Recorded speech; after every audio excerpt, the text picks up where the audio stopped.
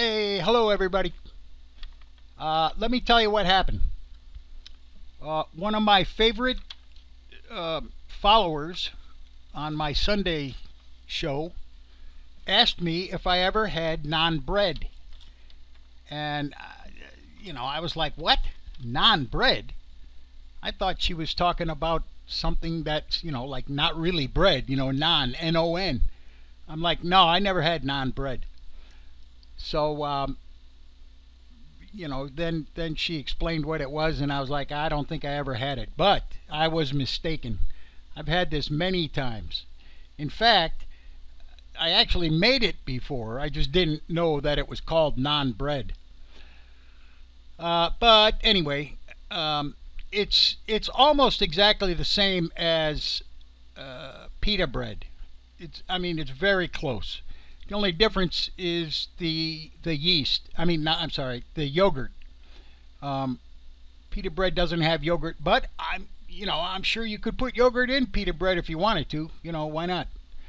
All right. So what I did was I went against the recipe here, and I made a sponge. A sponge which consisted of 1 cup of flour, 1 tablespoon of yeast, and 1 cup of water. I know it says a half cup there, but I used a cup. And I let that sit for about an hour. What I'm going to do the next time I make it is I'm going to put the sponge in the refrigerator and let it sit overnight.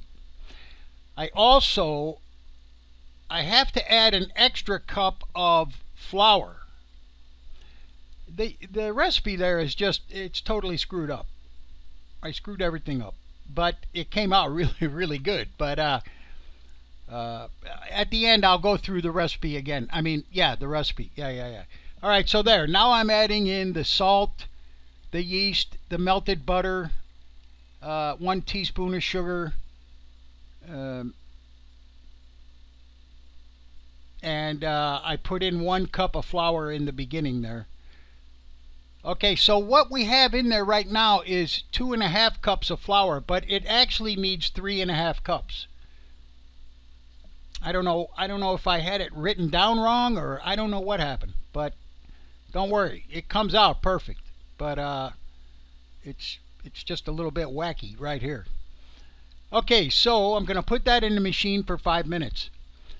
Now, here's what you're going to do. Whenever you mix anything, whenever you knead any dough, what you do is you get the water and the flour ratio correct, and then you time it from that point on. So in other words, if you have to add more water to it, or if you have to add more flour to it, you have to start timing it from the time you put that flour in. In other words, I'm going to knead this for 5 minutes, but I didn't count the minute and a half that it's been going already, because I had to add more flour. If you add more flour or more water, then you have to start from the beginning again. You know what? I hope you know what I mean. So in other words, if you add more flour to it, you got to start all over. You got to start at 5 minutes. All right, so let me see. I think I add more. Yeah, I do. Yeah, it takes more flour than I thought. It might take another 1.5 cups rather than just a cup. But anyway, I finally get it right. I think it's right now. Yeah, it is. No, wait. I added a tablespoon of water. So now I'm starting at 5. Oh, there you go. Another one. So now I'm starting it at 5 minutes, and I'm going to knead it for 5 minutes. Normally, bread dough you knead for 10 minutes, but this only 5 minutes. All right, so yeah, it's perfect. All right, so off it goes.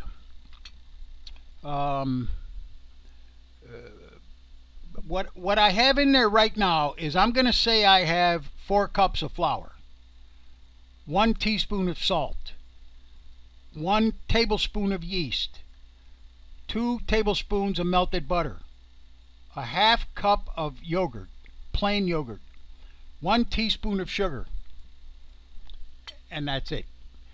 Now look, the water that I used was 100 degrees. Right now, they tell you put your arm under the tap, and if it's warm, it's ready. Until you've made a lot of bread, don't do that. Just use a thermometer. You can get a really nice thermometer for like $6 or $7. And it helps if you have a thermometer. Until you get to know, what it's like, that you need a thermometer.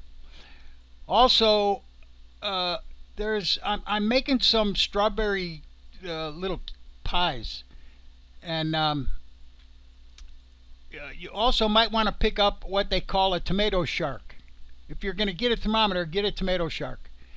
It's just a little tool. I'll show you in the next video, the strawberry video.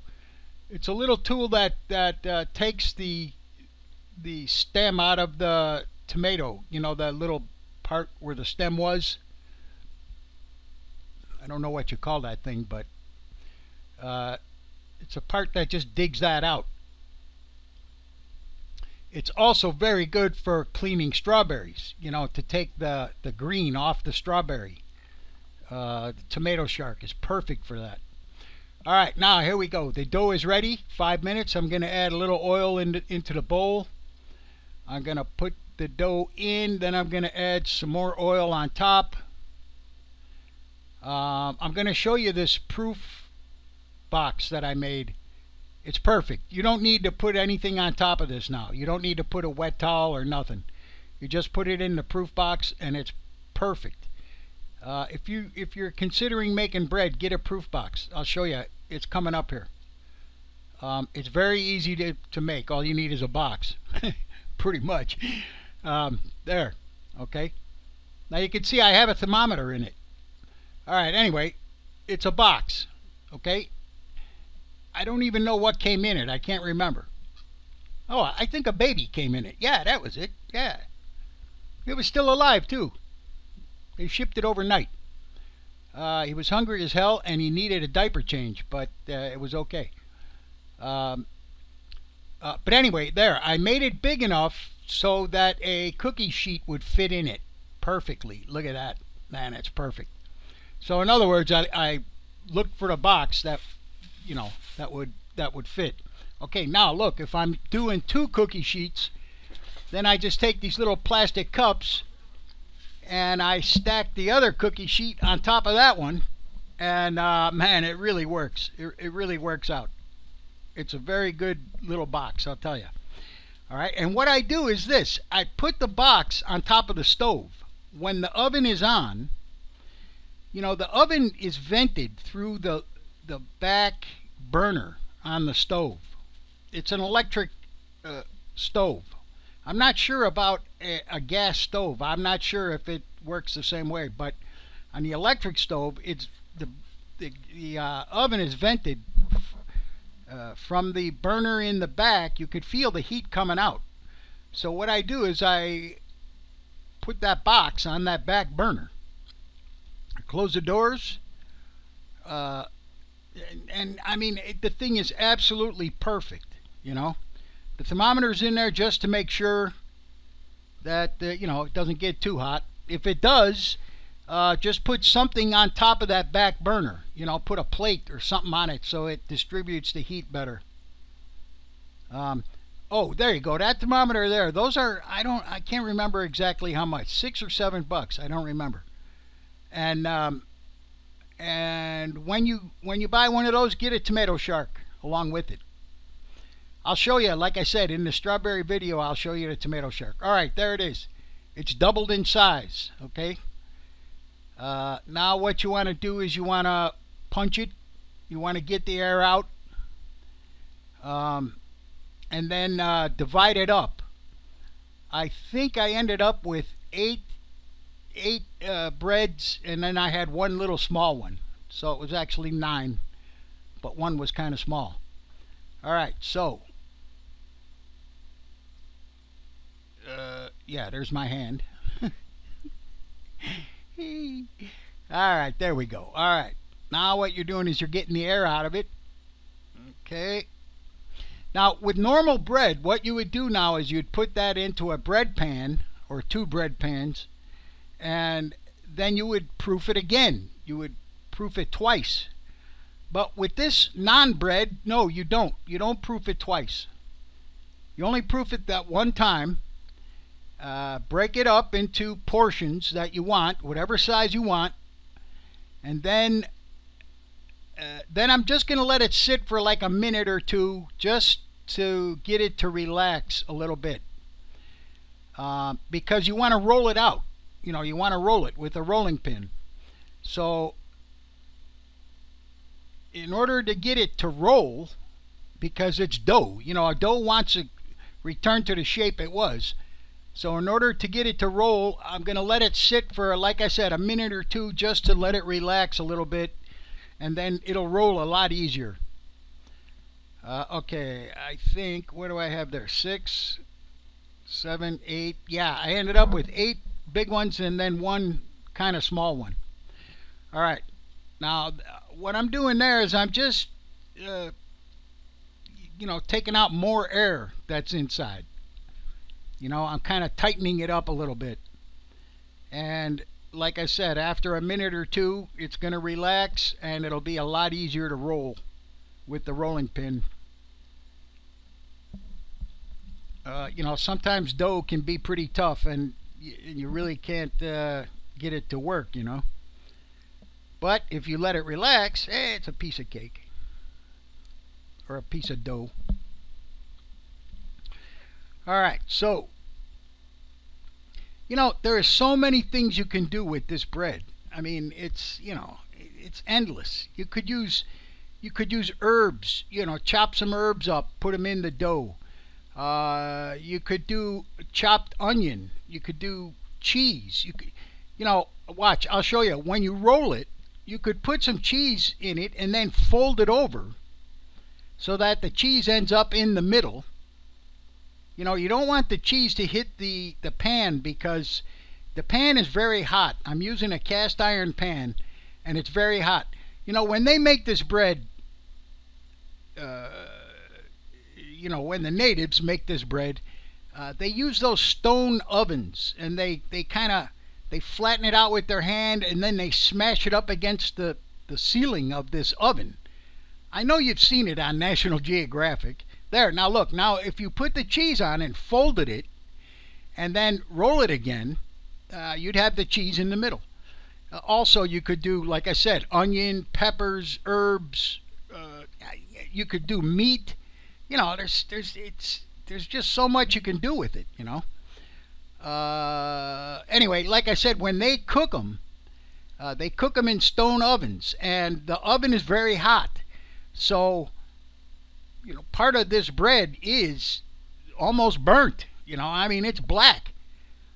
Okay, well, I didn't have time to build a stone oven, so I'm just using the cast iron pan. Now look at it smoke. You can see it smoking a little bit. No oil. Okay. Now wait a minute. You could use oil if you want. You know, that's just like I said. It's, you know, there's so many things you can do. You know, it's endless. You know. I mean, you could put peanut butter and jelly inside these things if you wanted to. All right, anyway, that pan is pretty hot. If you want to test the pan, just drop a drop of water in it, and if the water starts jumping around and you know, and evaporates real quick, the pan's ready. Look, you could see the bubbles coming up. I had a couple of them bubble up like just like pita bread, you know. They separated in the center, and they just like pita bread. I mean, it's basically the same thing. I think this bread, it originated in Persia somewhere, you know, 2,000 years ago, I think. And you know, pita bread, I mean, it's basically the same thing. It's really basically it's the same thing. All right, so anyway. That's basically it. That's it. That's all there is to it. Now, if you want to, you could brush them with garlic butter. Like I said, you could chop rosemary, you know, thyme. You could do all kinds of stuff with this. You know, it's totally up to you. What it is, this, I'm making a basic flatbread. All right. You know, that's usually what I do. I make the stuff just the basic recipe, and then you guys, you can do whatever you want with it, you know. But I'm just showing you, how to do it basically, you know.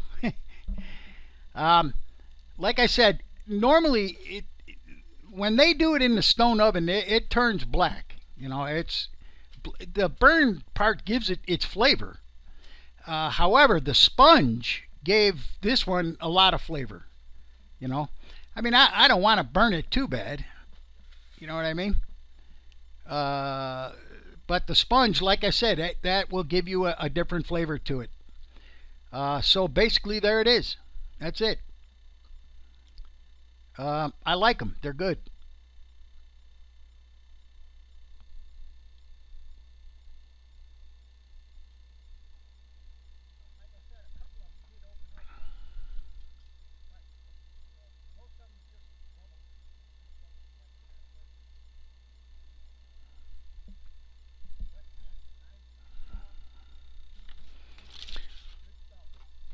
Okay, let me give you the recipe again. It ended up at about 4 cups of flour, 1 teaspoon of salt, 1 tablespoon of yeast, 2 tablespoons of butter melted, a half cup of yogurt, plain, 1 teaspoon of sugar, and that's about it. Now, if you want to make the sponge, put in 1 cup of flour, 1 cup of water, and 1 tablespoon of yeast. Now, if you want, you could put that in the refrigerator, or you could let it sit on the counter for an hour and then put all the other stuff in and mix it. Okay, that's about it. It's Naan Bread, Naan, and I gotta go. I gotta eat.